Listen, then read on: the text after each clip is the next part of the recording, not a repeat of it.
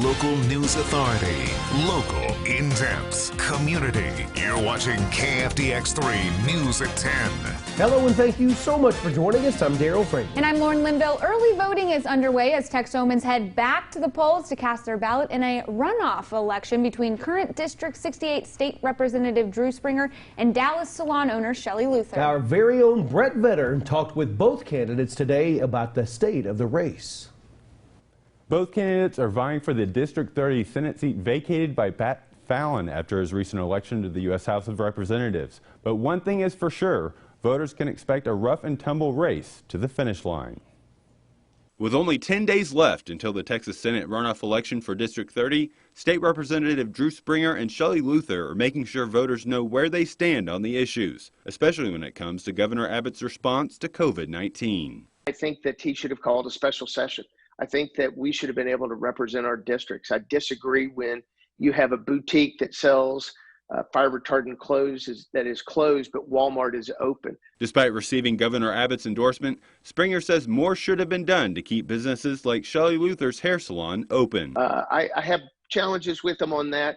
I know his heart's in the right place. That being said, I've also filed a bill to take his executive powers and any other governor's executive powers away during the next disaster that we would have that would continue more than 7 days. Luther decided to run for the state Senate seat after being jailed for opening her business against the governor's orders. I believe in personal responsibility. I don't feel like it's the government's job to protect us. They're there to protect our rights only. Her campaign quickly gained steam and ended up winning the September special election by just 115 votes. Since then, Representative Springer and Luther have been on the attack, each alleging that the other isn't a true conservative who will bring change to the Texas legislature. I'm not running on the fact that I want to just go down and say no, shake things up, and pick fights with everybody.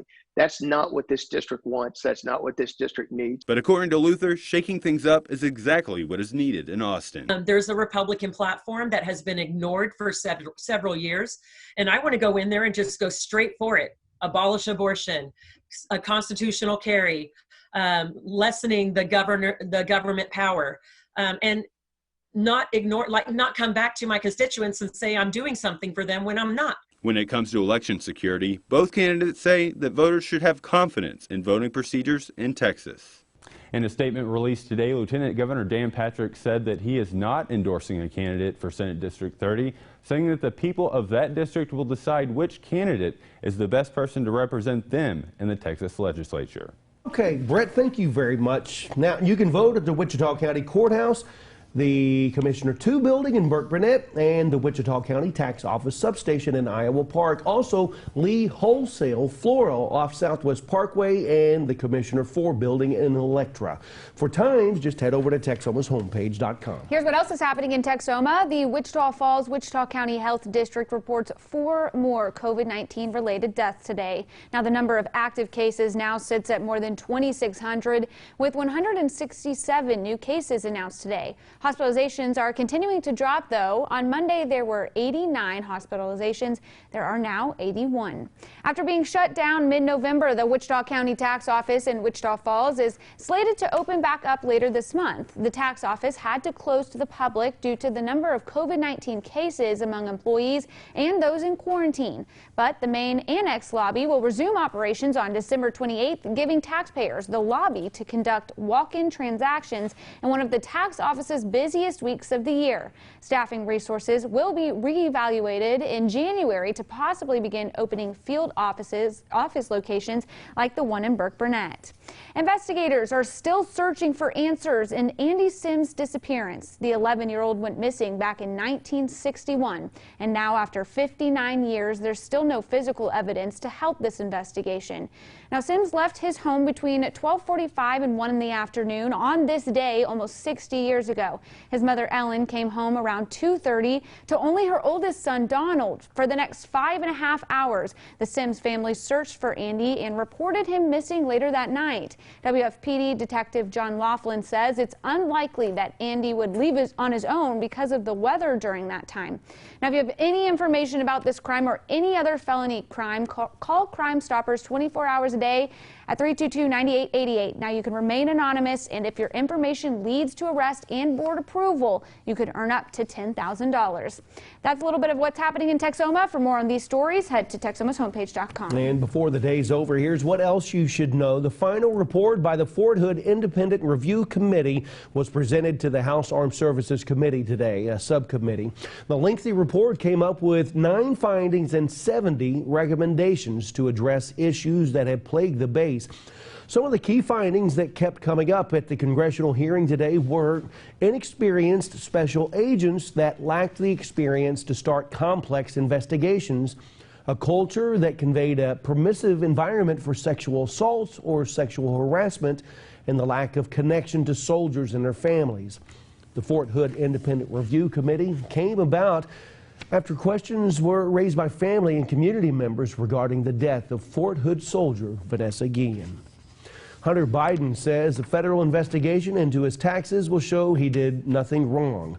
The president-elect's son said in a statement he and his attorneys learned today that his taxes are being investigated. The statement goes on to say, a professional and objective review of these matters will demonstrate that I handled my affairs legally and appropriately. The Biden-Harris transition team also issued a statement saying, President-elect Biden is deeply proud of his son, who has fought through difficult challenges, including the vicious personal attacks of recent months, only to emerge stronger. Word of the investigation came from the U.S. Attorney's Office in Delaware. Well, here's some video you definitely need to see tonight. The SpaceX Starship SN8 exploded upon landing after a high-altitude suborbital flight test in Cameron County, Texas today. If you haven't seen this, it's something. In its second planned flight test, the SN8 lifted off to cheers from the ground in Boca Chica.